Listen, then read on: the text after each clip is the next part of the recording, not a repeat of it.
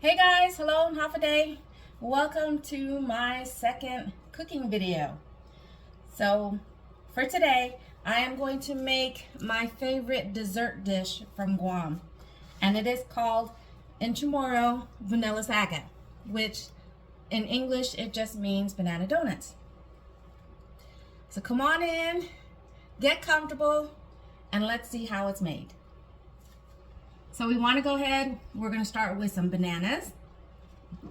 And I let some of my bananas get too ripe, which on one hand is okay because the riper that it is, the sweeter that it is, and it also means less sugar to use.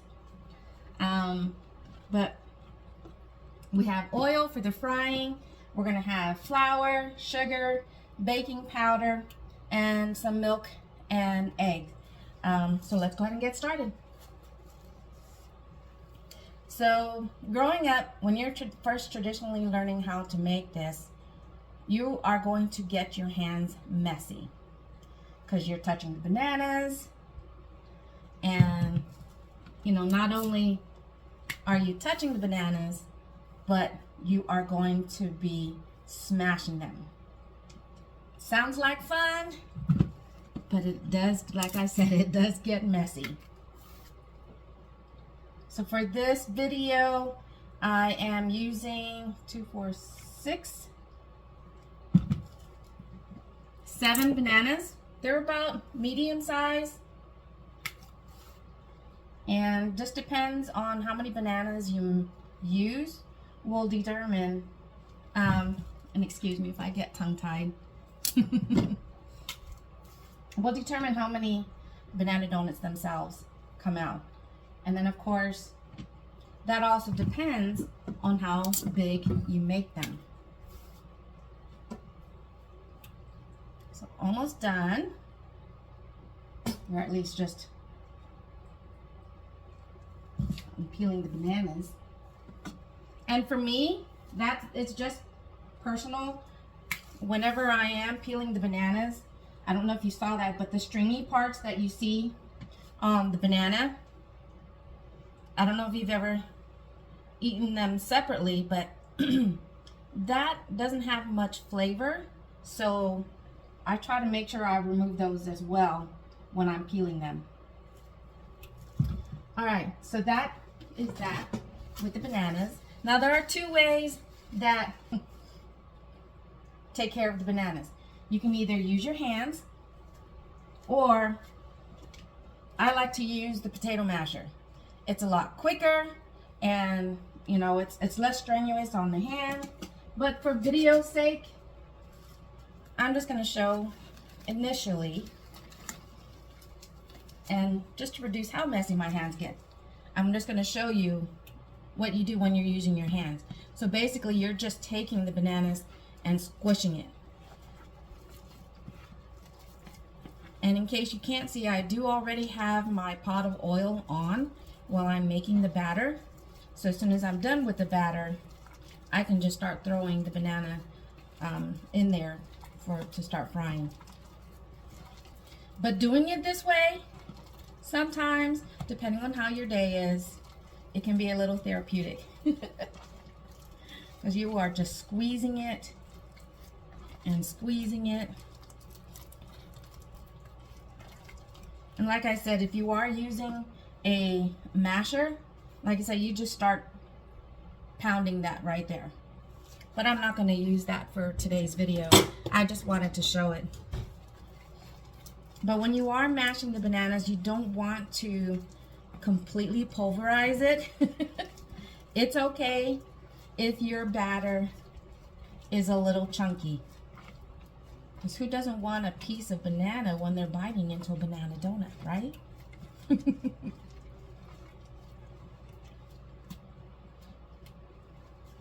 And then what I also do for this recipe is I always do the wet ingredients first. So the wet ingredients specifically for this one is going to be milk and egg. And adding that was something my mom did when we were growing up. She said, because traditionally the recipe didn't call for this, the banana or the milk or the egg. But she said to help us, and yes, just like with the bananas, you want to just go ahead and get in there and just kind of like squish it around, incorporate that into the banana puree.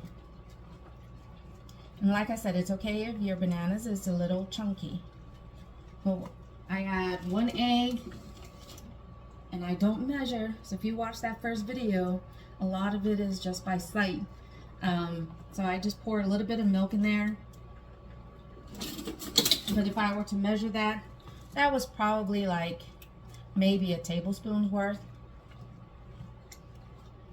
And then you want to incorporate the wet ingredients.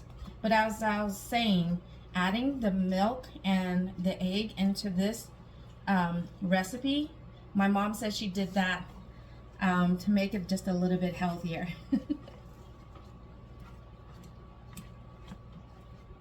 So just incorporate those wet ingredients. And the dry ingredients for this recipe is flour, baking powder, and sugar.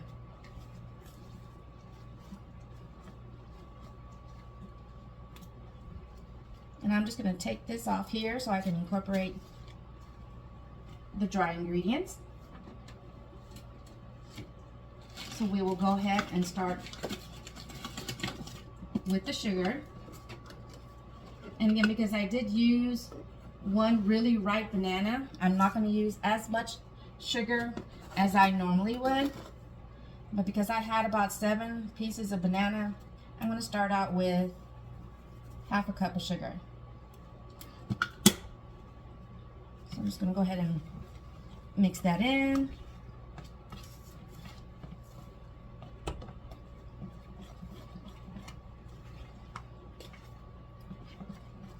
Once the sugar is incorporated, then we go ahead and add the flour and the baking powder. Now with the flour, I usually start with about a cup of flour, and then I do about a half a cup initially after that, because your batter, let me go ahead and add the baking powder. So like with my previous cooking video, usually whenever I'm using flour and baking powder, it's 1-to-1. But because I like my banana donuts to come out nice and round and puffy, I do it just a little bit on top of that. So if I was using 2 cups of flour, I would use probably like 2.5 teaspoons of baking powder. So I'll go ahead and incorporate that. Mix that in there.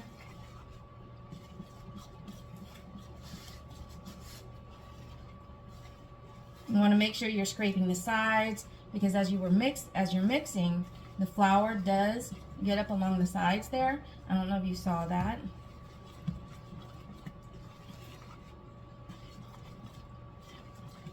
Once you do that first part, when I was teaching my kids how to make this, when I told them about the batter portion, you want to make sure that the batter is not too thick or too runny. It's going to be thicker than a pancake batter. And the way I would test that is I would just, if it falls off the spoon, that means it's almost to the right thickness. But if it pours more like a liquid off the spoon, then that means it's a little on the thin side, and you want to go ahead and add more flour. And it's almost there, so I'm just going to add a half a cup more flour, and then I'm going to add 1 teaspoon of baking powder.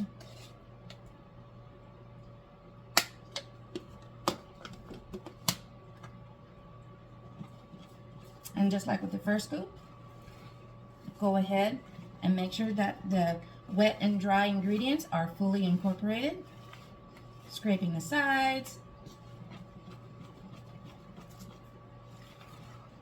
But that's the other reason why when you're initially smashing the bananas, to leave it on the chunky side, because as you're doing this part here where you're mixing all the ingredients together, especially if you were using your hand, you're kind of smashing them even more.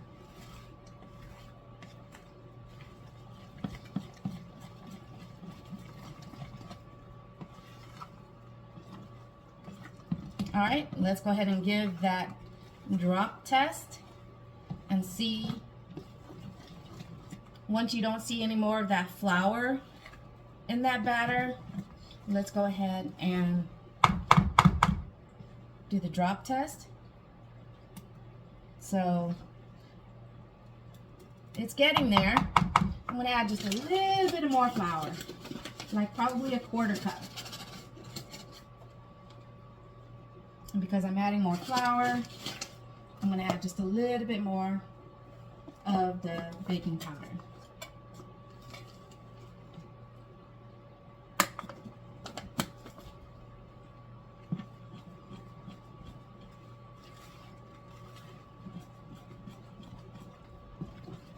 All right, we're going to try that drop test again, but this time I'm going to get a little closer to the camera just so you can see what I'm talking about. So you want to make sure it's falling off the spoon. For me, that's one way to know that the batter is at a decent thickness. But if it's pouring off the spoon more like a liquid, again, that's a little on the thick side. Now this is another optional method. There's 2 ways that you can go ahead and put the banana donut batter into the oil. Traditionally, it was done with the hand. So I'm actually going to show both methods. It's been a while since I've done it with the hand. I've done it so long with the faster and less messy way, which is using a cookie scoop. Now again, depending on how big you want your banana donuts, you can use the small. Those are the same size. You definitely don't want to use the large one. Them donuts are going to come out too big. There's the medium size, but again, look at the size of that. That's going to be pretty big. So this is actually a good size. I want to say it's like in diameter, it's a 1/4 size probably, but I've had the oil on. I get to use my little laser gun here to check the temperature. Let's turn that on. All right, let's give that a, it is just about there. Another way that you can test it, for me, before I start putting any batter into the oil, sometimes I just take the spoon that I'm mixing it with, and then I just dip that in there. If you start to see those bubbles, then I don't know if you saw that. Let me do that one more time for this view. I don't know if you can see them bubbles right there. That means the oil is ready. So again, I'm going to try. Like I said, it has been a while. But when you take the batter into your hand, you are basically going to create like a teardrop. Did you see that? Let's try that again. You don't want to overfill your hand because it will come out all the other sides as well. But you're basically just creating like a hole right here, and you're gonna squeeze, and that's gonna cause like a teardrop. So let's go ahead and give that a try. Just watching that fall, I might have to add a little bit more flour to this. So let's just go ahead and give a couple of drops and see.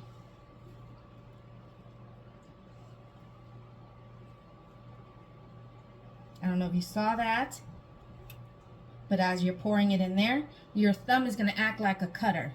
So as you squeeze, and then you just use your thumb to act like a cutter and stopping the rest of the batter in your hand from falling in.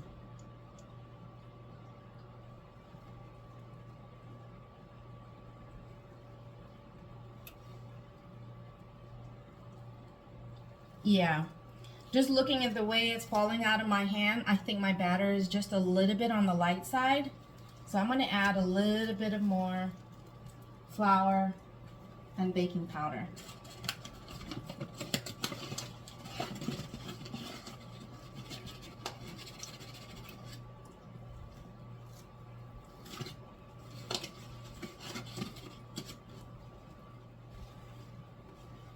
If you think you end up adding too much flour, now that's okay. If you have extra bananas on the side, or even milk, you can just add a splash of milk if you think it's too thick for you. Again, don't forget to be scraping the sides because of the flour that ends up there.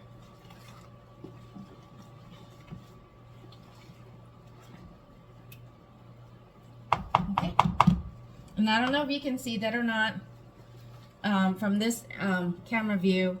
When I was using my hand, the size of the donuts are a lot smaller. So now we are going to go ahead and use my handy dandy cookie scooper. So you can fill it up. I filled it up to the rim and then just drop it in.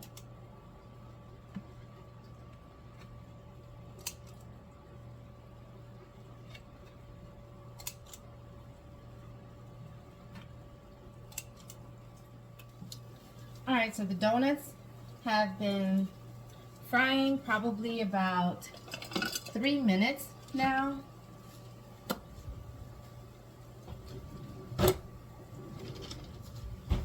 Sometimes the donuts will flip on its own, and then sometimes they don't. And when they don't, you're going to have to assist them. So I just flipped the donuts that I dropped into the pan by hand, and I don't know if you can see that, but they do have this nice golden color to it. And yes, I don't know if you caught that too, but the donuts will get stubborn or be stubborn and don't want to flip. So you're going to have to play around with it and constantly work at it and keep flipping them to try and get an even color on both sides. But it happens. It does happen where they don't get an even color, and that's okay. When the donuts are ready, you want to go ahead and have a bowl ready. I usually put paper towel or napkins in here, and then I just drop them, and depending on how quick they cook, what I'll also do is I try not to stack them, because as you create layers of the banana donuts in them, the bottom layers are the ones that are going to get smashed, and when they're freshly cooked, that they are, I guess you can say, a little bit on the vulnerable side, and they'll become almost flat. So sometimes what I'll do is I put the first batter in, or the first batch that's done cooking in, I put the next batch into the frying pan, and before the next one comes out, I'll usually transfer this to another bowl, so that way they can continue to cool down and I don't have to worry about my donuts becoming more of like patties.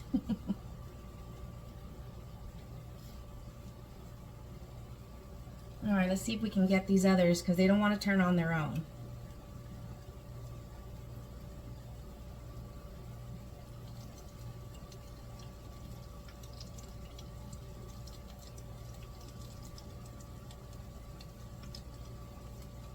Because I did turn my pot or the pan on before I was done making the batter, I could feel that it was getting a little too hot, so I did have to lower it down. And then of course, once I added the batter in there, it lowered the temperature down even more, so I turned the heat up. So you want to compensate for that. So like I said, you're probably cooking or frying the donuts probably about 6 minutes. But again, you want to eye it, because it just depends on how high you have the heat. For my stove, I usually start off at the medium mark, But again, you'll know if it's too hot because once you drop that initial banana donut, if it starts to brown a lot faster than you want it to, that means the outside is going to cook faster than the inside, and we don't want that. So that's why I usually start about medium heat.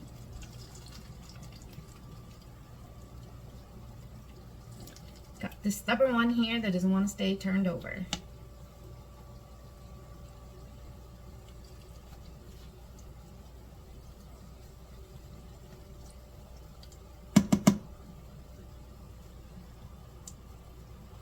But making banana donuts, or as we say in Chamorro, Bunelos Aga, it is something fairly quick.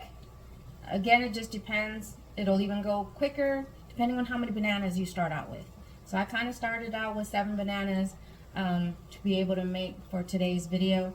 But you can even do this starting off with just 2 bananas. With that one there, of course, all the other ingredients will be reduced. I probably wouldn't even add an egg if I was only doing 2 bananas. And the reason for that is because adding too much milk and egg into your batter can almost make it come out like a bread-like banana donut. And as long as it tastes good, I guess, that should be fine, right? All right, so I did take out the ones that I did by hand. I'll go ahead and get the rest of these out. Sometimes you get lucky to where the consistency of the color on both sides come out to where you can't tell. That's okay.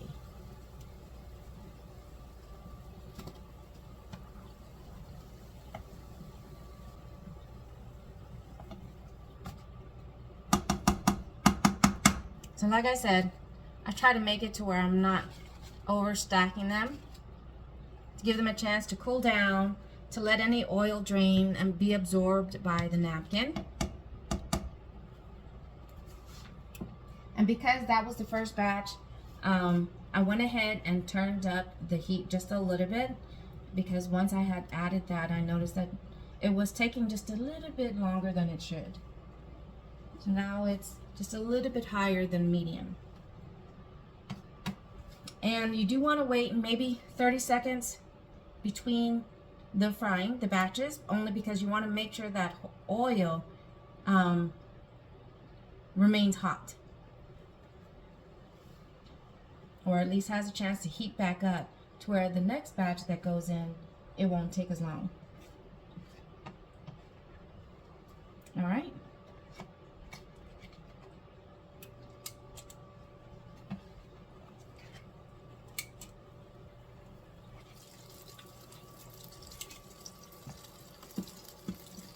So look at that.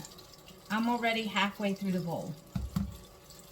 With this next batch, I went ahead and filled it up even more.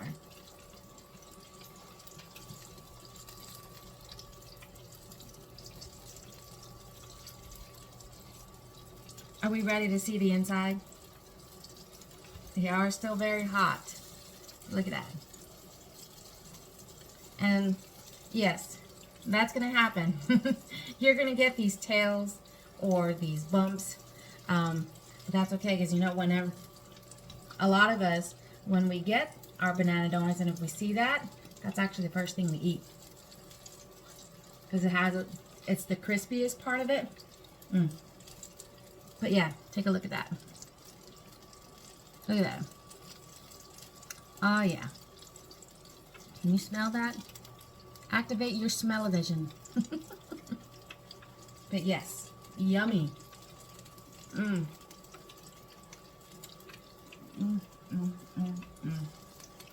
just love me some banana donuts.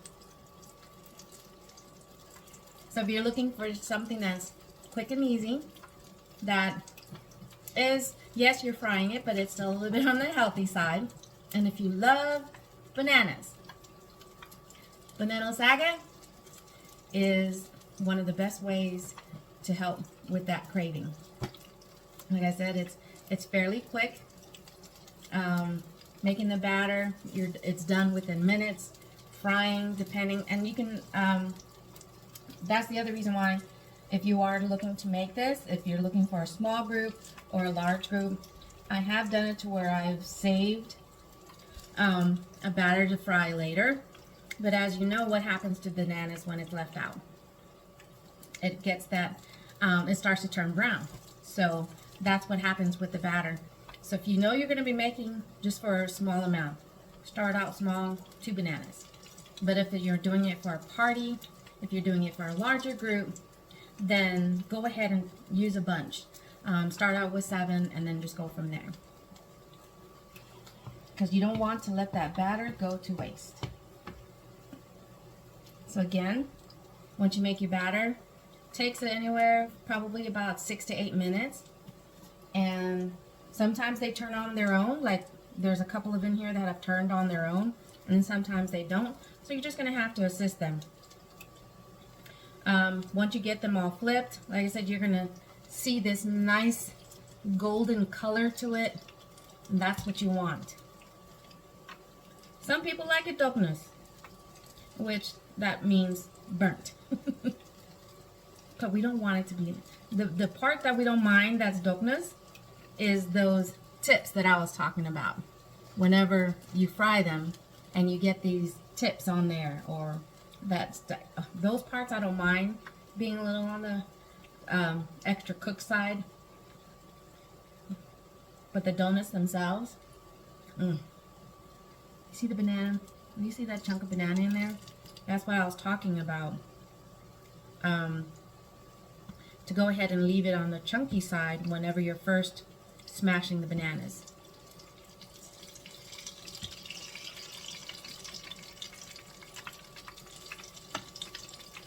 So total, from start to finish, with the amount of bananas that I use with 7, you're probably looking at about 30 minutes from start to finish.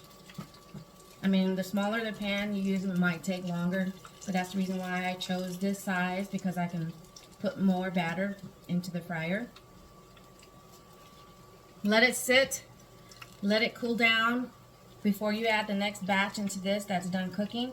Remove this to another one so it can continue cooling down without it getting all smashed. But I do hope that if you're making this for the very first time, that you enjoyed it, and just as importantly, I do hope you enjoyed watching the video itself. Thank you so much for popping in if this is your first time, and if not, again, thank you so much for supporting me and watching my videos. But until next time, be on the lookout on seeing what we're going to cook next. Until then, adios for now.